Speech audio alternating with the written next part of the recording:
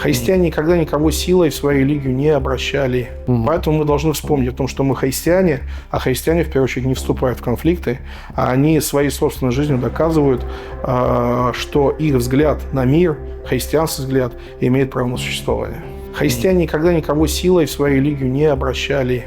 Имеется в виду в семейных каких-то обстоятельствах. Конечно, были какие-то государственные вещи в Византии и там, в Древнем Риме. Но здесь нужно идти с чувства любви.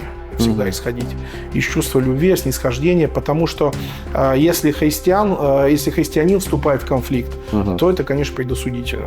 Христианину неприлично вступать в конфликт. Нужно своим собственным примером показывать, что его взгляд или точка зрения, она имеет право на жизнь.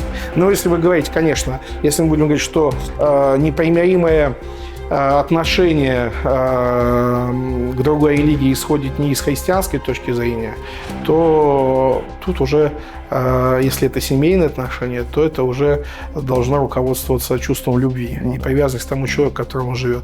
Если готовы какие-то терпеть притеснения ради той любви, которая есть между нами, то, конечно, если есть сила, можно и потерпеть.